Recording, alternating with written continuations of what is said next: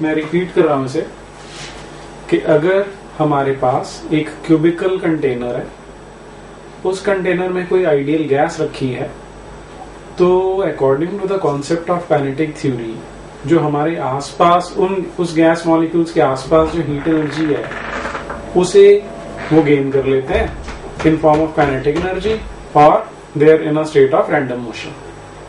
ठीक है, तो मैं एक क्यूबिकल कंटेनर का एग्जांपल ले रहा हूं जिसकी साइड a के बराबर है और हम एक ऐसे मॉलिक्यूल को कंसिडर कर लेते हैं जिसकी x एक्सिस के अलोंग वेलोसिटी x1 सपोज कर लेते हैं। ठीक है, तो ये मॉलिक्यूल इस वेलोसिटी से चलता हुआ इस दीवार को टकराएगा, टकरा के वापस आएगा और इधर वाली दीवार को टकराएगा और यहां से टकरा के फिर वापस आएगा, तो ये मोशन उसका इंडेफिनिटली चलता रहेगा। ठीक है, अब हर बार जब वो कोलाइड कर रहा है तो according to the assumptions of kinetic theory जो कोलिजन है वो परफेक्टली इलास्टिक है। तो टकराते समय यदि उसकी वेलोसिटी x1 थी तो वापस आते समय मैग्नीट्यूड उतना ही रहेगा, केवल डायरेक्शन चेंज हो जाएगी। ठीक है, यदि हम इसके मास को स्मॉल m से डिनोट कर लें तो एक सिंगल कोलिजन जब यहाँ पे होगा तो उसकी स्पीड कभी स्लो नहीं हो सकती? हाँ जी, उसकी स्पीड स्लो नहीं हो सकती? देखो बेटा, वैसे तो ये आपस में बार बार टकराते रहते हैं तो उनकी स्पीड कम होती है, बढ़ती है, चेंजेस सदा आते रहते हैं। हम यहाँ पर एक अकेले मॉलिक्यूल को देख रहे हैं तो उसकी स्पीड तो नहीं बदलेगी। अगर उसके साथ कोई और मॉलिक्यूल कोलाइड नहीं कर रहा तो उसी स्पीड से वो लगातार चलता रहेगा। ठीक है, तो चेंज इन मोमेंटम इसका आएगा mx1 minus mx1 mass into velocity. ठीक है, तो ये आ गया 2mx1 के बराबर। ठीक है, अब इस दीवार को एक कोलिजन में इतना मोमेंटम इसने इंपार्ट कर दिया, फिर इस दीवार से टकरा के वापस पहुंचेगा, तो बीच में जो गैप है वो टाइम इंटरवल को यदि हम dt सपोज कर लें तो टाइम होता है डिस्टेंस अपॉन स्पीड। यहां से इधर गया फिर वापस आया, टोटल डिस्टेंस कितना कवर होगा? 2a, तो डिस्टेंस अपॉन स्पीड, ये टाइम आ गया। ठीक है, दैट मीन्स जो यहाँ पे फोर्स एक्सर्ट करेगा, यदि हम न्यूटन सेकेंड लॉ लगा लें dp अपॉन dt हो गया, तो 2mx1 upon 2a into x1, 2 से 2 कट गया, तो इसे मैं f1 मान लेता हूं, तो f1 आ जाएगा mx1 स्क्वायर अपॉन a। ठीक है, ये एक अकेले पार्टिकल का फोर्स आया। अब ऐसे तो बहुत सारे पार्टिकल्स होंगे। ठीक है, तो ऐसे ही यदि कोई और पार्टिकल है उसका force F2 mx2 square by a and so on, सारे हो सकते हैं। ठीक है, तो जो टोटल फोर्स सारे मॉलिक्यूल्स के कारण इस दीवार पे लगेगा, कंटेनर की इस दीवार पे लगेगा, उसे हम सबका सम मान लेंगे। ठीक है, तो इसे मैं Fx से डिनोट कर देता हूं क्योंकि x एक्सिस वाला मोशन है। तो m अपॉन a तो सब में कॉमन आएगा, x1 square plus x2 square plus so on up to xn square अगर n पार्टिकल्स उसमें है तो। ठीक है, प्रेशर का फोर्स से क्या रिलेशन होता है? प्रेशर होता है फोर्स अपॉन एरिया। अब क्यूब की ये साइड जो है स्क्वायर शेप की होगी, स्क्वायर का एरिया साइड इनटू स्क्वायर होता है, तो फोर्स अपॉन एरिया लिखना था, एफ एक्स अपॉन ए स्क्वायर हो गया। ठीक है, तो अपॉन ए स्क्वायर जब यहां करेंगे तो ये आ जाएगा P X equal to M upon A cube into X one square plus X two square so on up to X N square. A cube क्या होगा? Volume of the container. Sir आपने ए स्क्वायर को ऊपर वाले M bye ए से multiply किया। कौन सा ए square?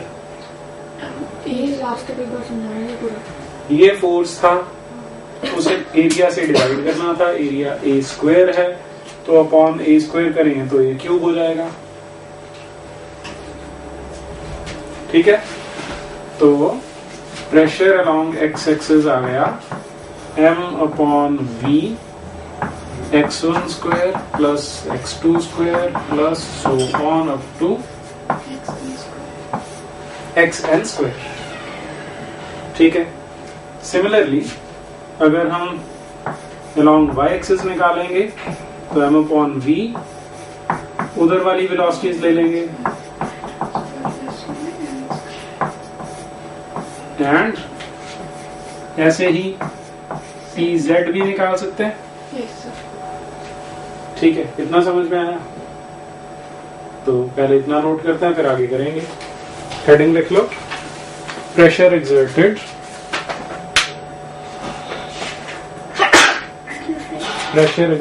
by an ideal gas.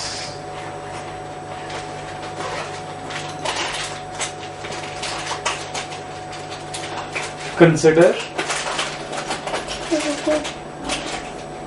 n particles.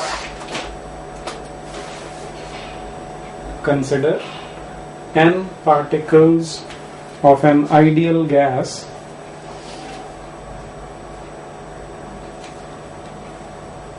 enclosed in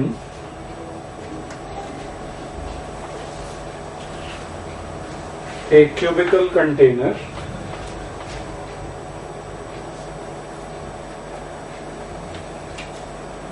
having side A.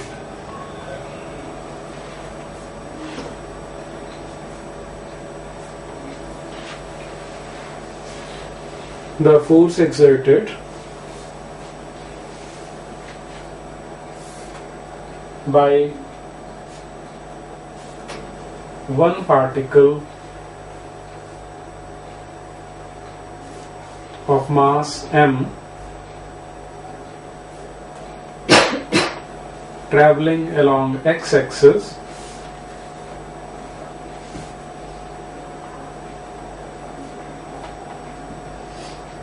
with velocity x1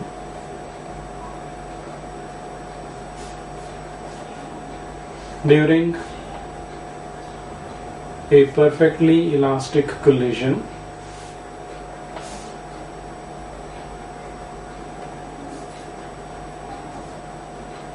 with wall of the container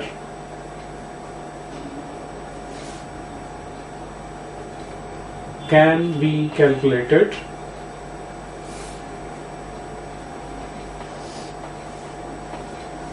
by using Newton's second law.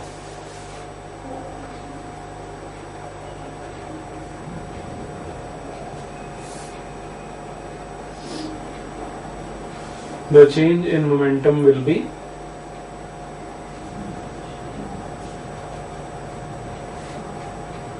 ये लिख लो, डायग्राम बना लो और ये नोट कर लो, dp इक्वल टू 2mx1।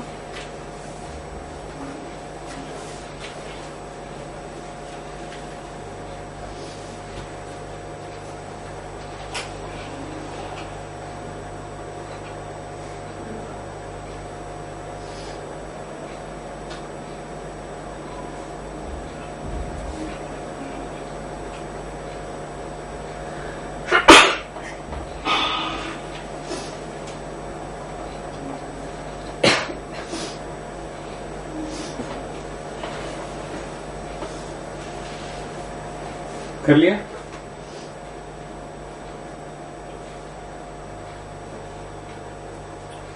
उसके बाद लिखो फिर the time interval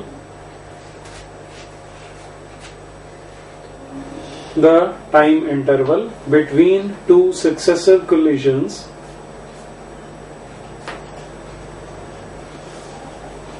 with same wall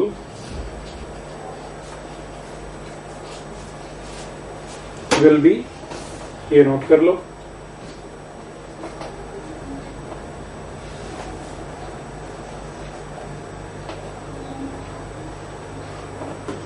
therefore ये लिख लो F1 की वैल्यू,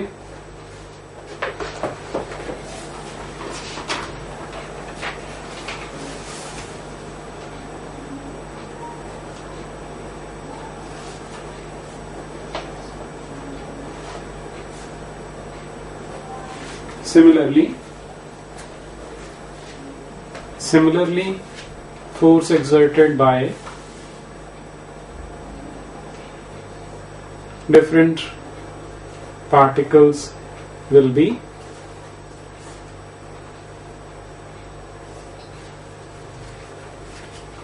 ये लिख लो,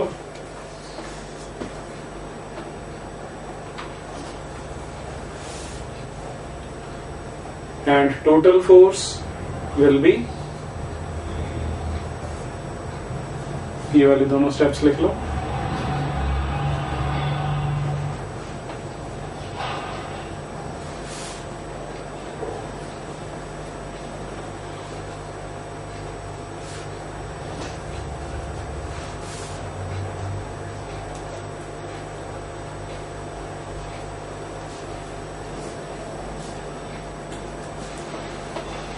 therefore pressure exerted on the wall will be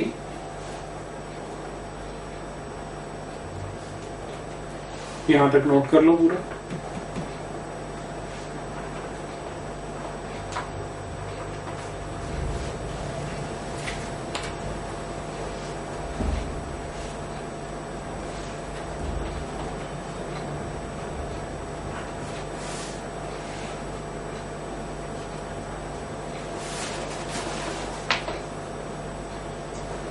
वो NY वाला स्टेप भी सेकंड लास्ट। हाँ जी यहां तक लिखो पूरा,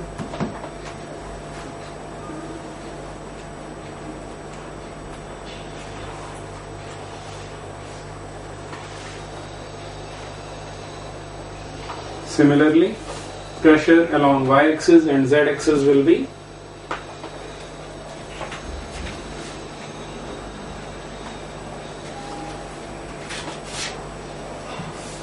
ये लिख लो, पी वाई का पी जेड का भी एक्सप्रेशन लिख लो,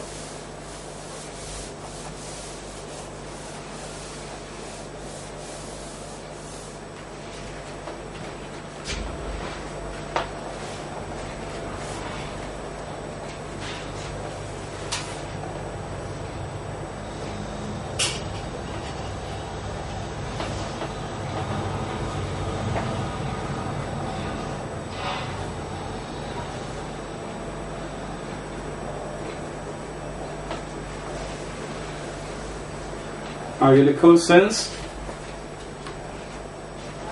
pressure exerted is same in all the directions,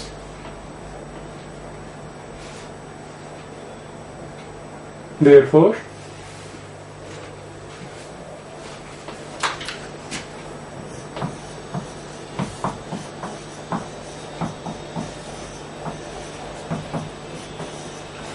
Px equal to Py equal to Pz, जिसे हम P से डिनोट कर लेंगे।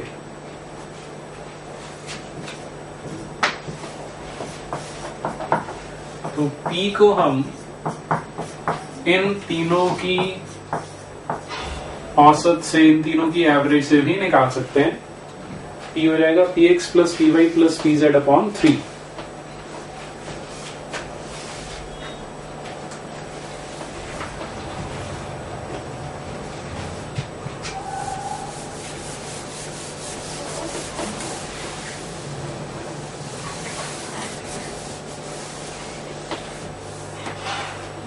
तो जब हम तीनों को ऐड करेंगे ये बन जाएगा m/3v ब्रैकेट में x1 स्क्वायर प्लस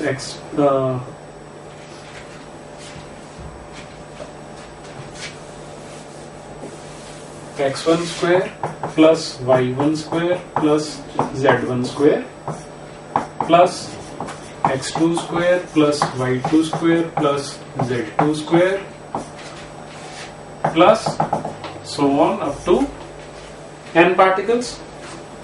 ये बाद में लिखना, पहले समझ लेते हैं इसको आगे।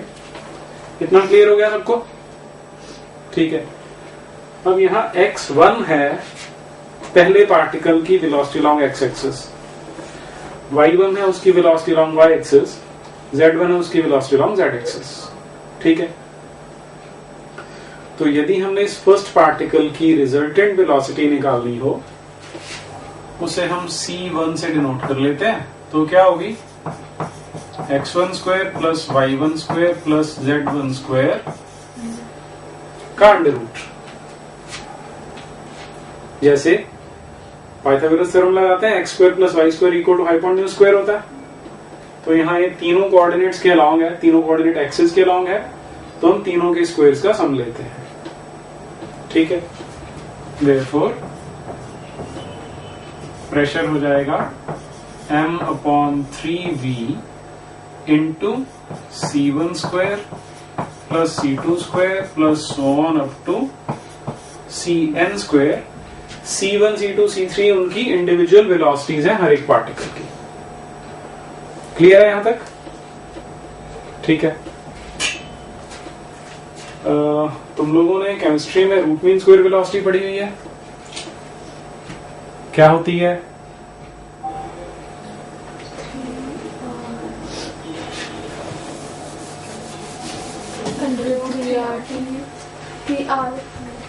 रूट मीन स्क्वायर वेलोसिटी का फॉर्मूला नहीं पूछ रहा, क्या होती है?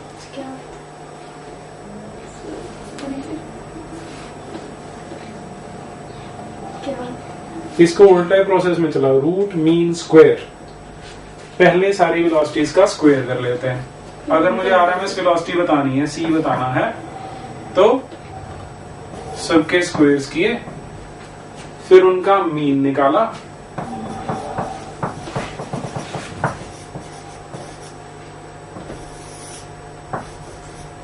और फिर उनका स्क्वायर रूट कर लिया। ये होती है रूट मीन स्क्वायर वेलोसिटी। ठीक है। इसे हम यहां इंट्रोड्यूस करना चाहते हैं। स्क्वायर तो ऑलरेडी है। हाँ, तो हम डिफाइन कर रहे थे ना, तो इसको मैं थोड़ा सा चेंज कर रहा हूं। इसको मैं लिख देता हूं P equal to mn/3v into c1 square plus c2 square plus so on up to cn square upon n। But ये रिलेशन हमें पता है, तो विच मीन्स प्रेशर क्या बनेगा? 1/3 mn/v इंटू c स्क्वायर। ये आ गया pressure exerted by A gas का फॉर्मूला। आया समझ में? करो फिर नोट।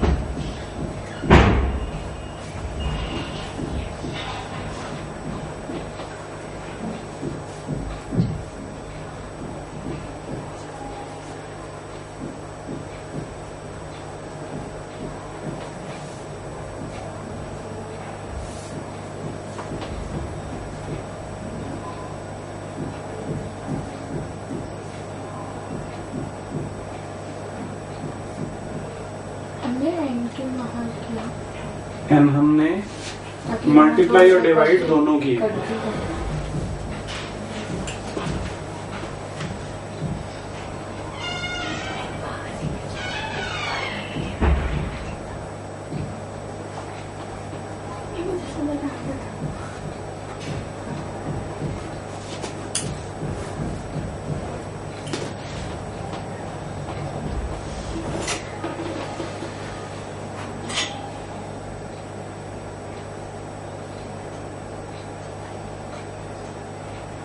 हाँ जी, कर लिया सबने। अब इसी को देखो, हमने बोला कि एक पार्टिकल का मास m है और टोटल n पार्टिकल्स हैं, तो m into n total mass बन जाएगा।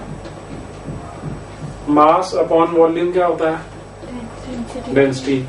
तो प्रेशर का फॉर्मूला आ जाएगा, और pressure equal to 1/3 rho C square. तो सी स्क्वायर कहाँ से? तो स्क्वायर कहाँ से आया? रूट है, स्क्वायरिंग कर ली, वो नहीं बन गया।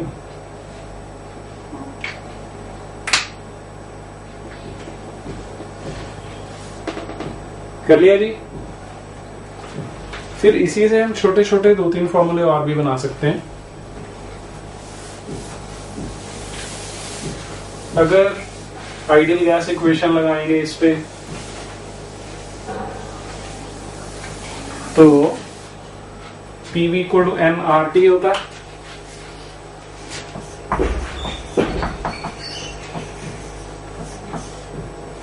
यहाँ पे n है नंबर ऑफ मोल्स, इसके साथ कंफ्यूज नहीं करना, वो नंबर ऑफ पार्टिकल्स है, ये नंबर ऑफ मोल्स है। ठीक है, तो इफ n इज 1 तो PV इक्वल टू RT आ जाएगा। ठीक है, यदि उसके साथ कंपैरिजन करोगे तो PV equal to 1/3 into MnC square. अब एक मोल जब गैस का ले रहे हैं तो जो मास होगा वो मोलर मास होगा। ठीक है, और PV equal to 1/3 MC square. ठीक है, फ्रॉम आइडियल गैस इक्वेशन ये RT के बराबर है।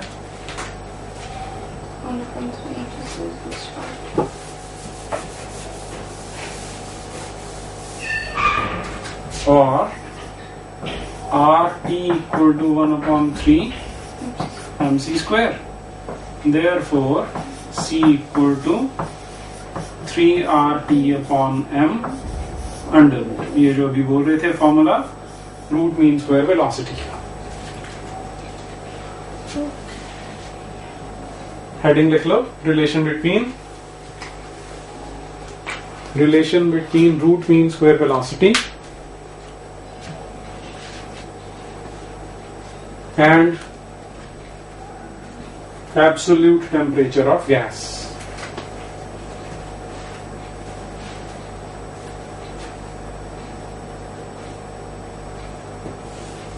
कर लो नोट।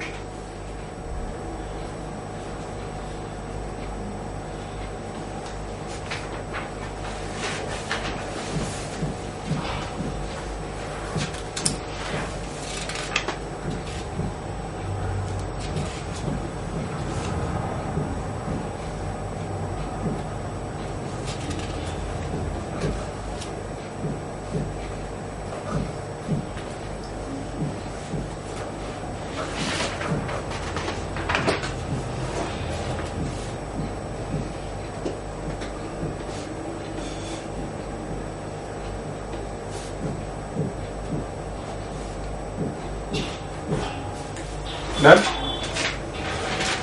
इस पे क्वेश्चन देखो करके जरा, लिखो question. The root mean square velocity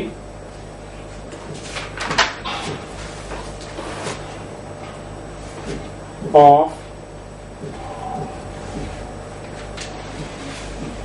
oxygen gas at 27 degrees Celsius is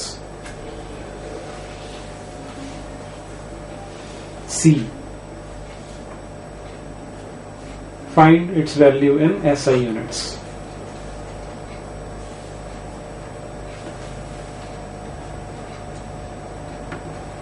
तो मैंने 1 पोर्शन पूरा दिया था। 3RT/m लगा रहे हो, टेम्परेचर तो 300 हो गया, मॉलिक्यूलर मास 32 ग्राम्स होता है, तो उसके केजी बनाने हैं SI यूनिट्स के लिए, तो 1000 ऊपर चला जाएगा। करो सॉल्व, क्या होता है?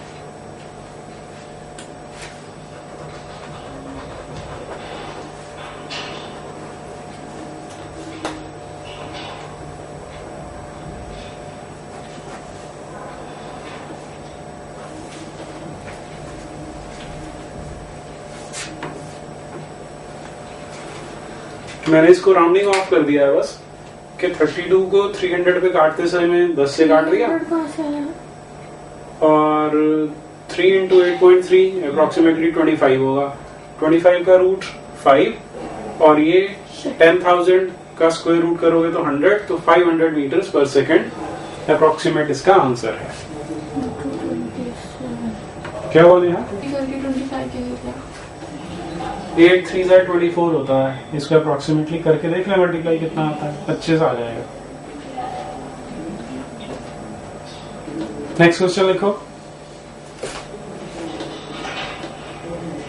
Find the temperature at which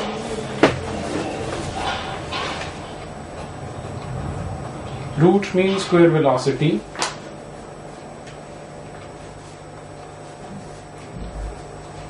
of carbon dioxide molecules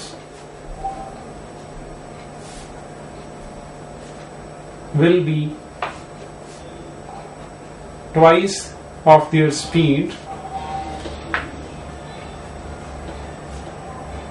at 27 degrees Celsius.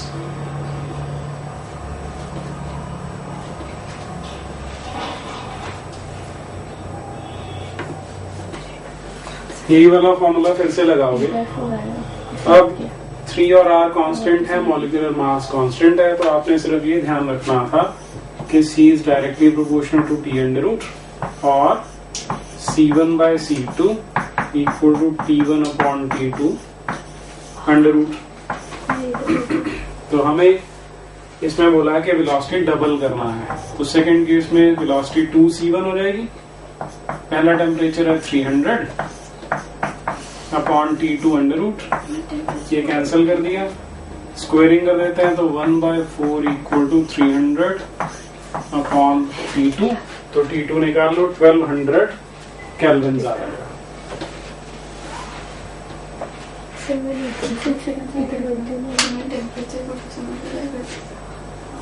Sir एक बार नोट करूंगा, फिर दोबारा समझा देना।